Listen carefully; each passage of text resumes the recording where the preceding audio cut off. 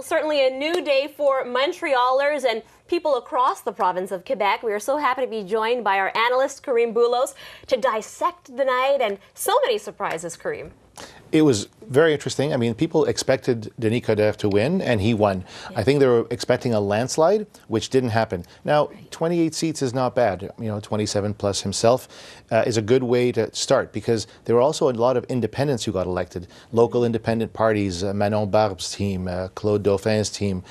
Who else? There's a team in Outremont that had Marie Saint-Mars. So these are all people who will be up for grabs. Why do you think, though, that Montrealers elected Denis Coderre? I mean, he got some big endorsements. The Gazette, say that they gave him a nod. La Presse endorsed him. Was there something more to it, too? I think people, in the end, went with what they knew. Denis Coderre is a very familiar face. He's been at the highest levels of federal politics for many, many years. He's very outspoken about Montreal and things about Quebec in general.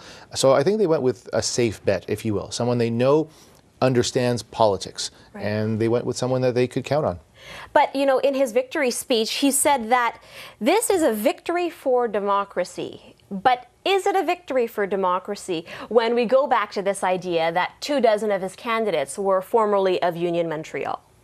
I think we have to be careful not to paint with such a broad brush. I think just because there were members of Union Montreal, I used to be a member of Union Montreal a long time ago, in 2005. So I think we have to be careful not to paint everyone with the same brush. There are some people in his party like he's been saying all along. that were very, very good representatives of their constituents who will continue to do that work.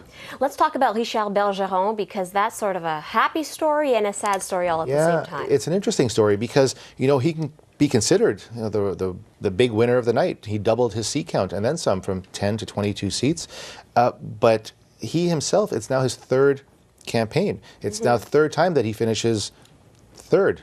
And so people have to question his leadership. I think the message that Projet Montréal is trying to project is a real one. It's one that resonates with voters. But although he's a very likable gentleman, maybe he isn't the one to lead his whole troop into the actual mayoralty of the city. Finally, let's take a look at Mélanie Joly. She says she's not going anywhere. Yeah, well, that's the exact opposite of Mr. Bergeron. In her first outing, she comes ahead with 3 seats and, practically 30% of the popular vote. I mean, coming in second for somebody who 7 weeks ago wasn't invited to any debates because she was not really a contender. So, the big winner of the whole campaign is Mélanie Joly. Right, although she doesn't have a seat. No, she does not have a seat, which is interesting because she chose a co-lister in Côte-des-Neiges-NDG, assuming that she was going to win that area very easily. I think if you look at the Peter McGill district of downtown, which is where Steve Shanahan won, who ran a great campaign, would have been a lot more the profile of elector that would be voting for her. My final question for you, do you think that with the officials that Montreal and Quebec has elected that, we've got a brighter future ahead of us? I don't have a crystal ball. I think there are people out there who will say yes because we have somebody who's very seasoned. Others who are a little more cynical will say, well, look, we know that this is going to be federal-style, parliamentarian-type politics. And I think there's going to have to be a balance between the two. We certainly have a strong voice at City Hall, one that is not afraid to speak out on behalf of Montrealers. And Montrealers, I'm referring to... In Coderre, you mean? Exactly. In the broader Montreal term. I think the agglomeration is going to have to rethink the way it works because up until now, Mr. Tremblay and previous people, or more recent people, have not really spoken out that strongly in favor of Montreal.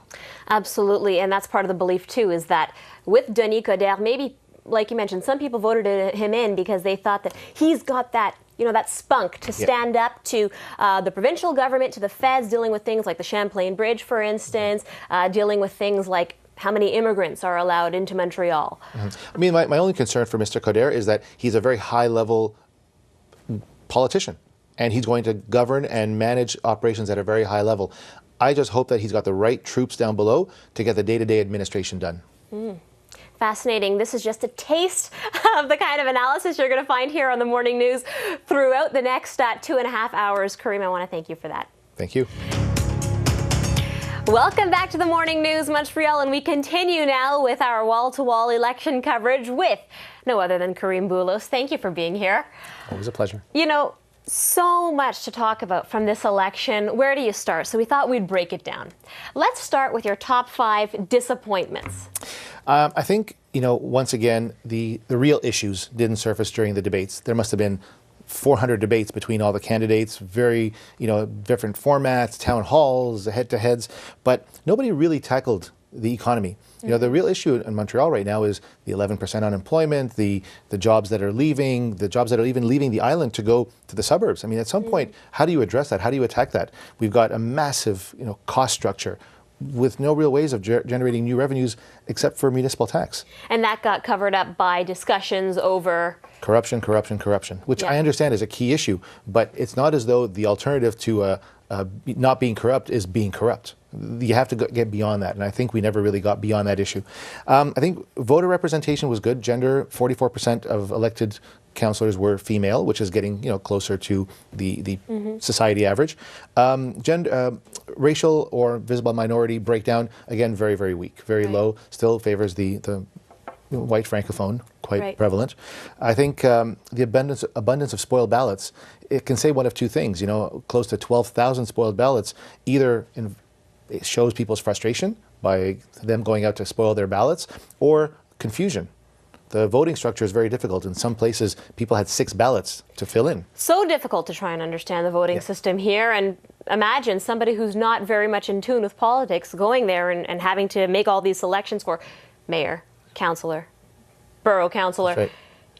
And not understanding the relationships between them either. I get to vote for my mayor, but do I get to split my vote? So it's an interesting kind of dilemma. Right. What happens if I go with this party and then with that party? Yep. Yeah. I think Marcel Côté sounds like the man for the job in terms of the restructuring of Montreal.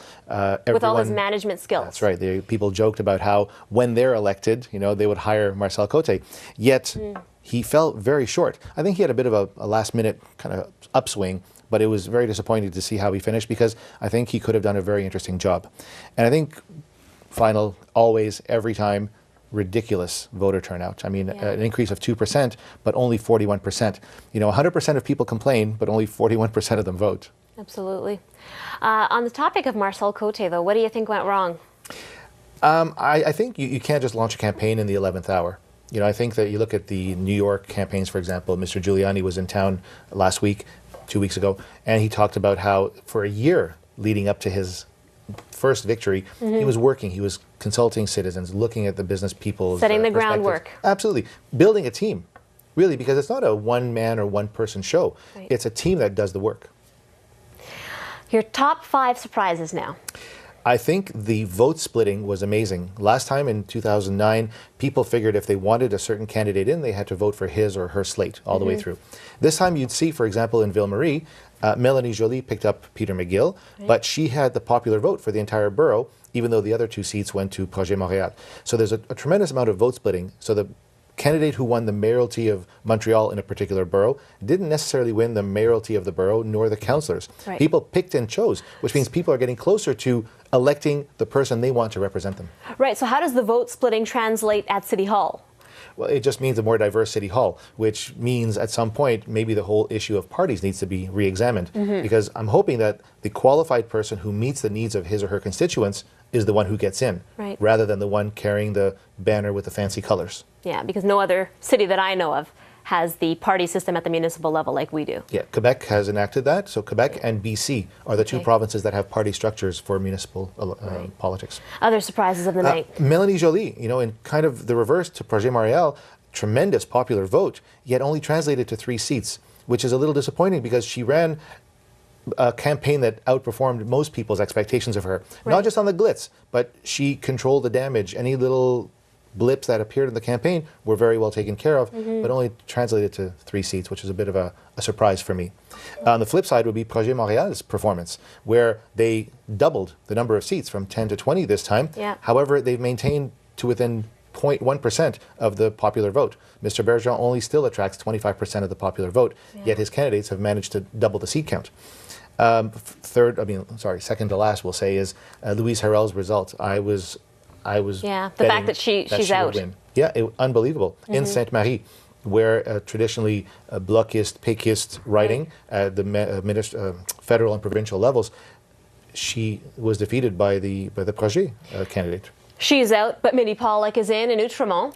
And that's my last one. I mean, that's Yeah. very impressive. I mean, a very articulate young lady. 24-year-old. Yeah, Hasidic Jewish faith, which again, you won't find too many Hasidic Jewish women running, let alone getting elected, with a strong majority, over 60% of the vote in the Outremont, in her Outremont district. Right. Very impressive, and I think a very progressive step forward. I think it's a very positive, interesting story that was maybe overshadowed by some of the other ones during this campaign. Very interesting, and it's, she's got a foot in both communities, and it'll be interesting to see from here on in if we see a decrease in the tensions in that community. I think that would be one step, and I think it also paves the way for women to get involved in general, and visible minorities or just visible communities that typically don't really get involved because they don't feel included.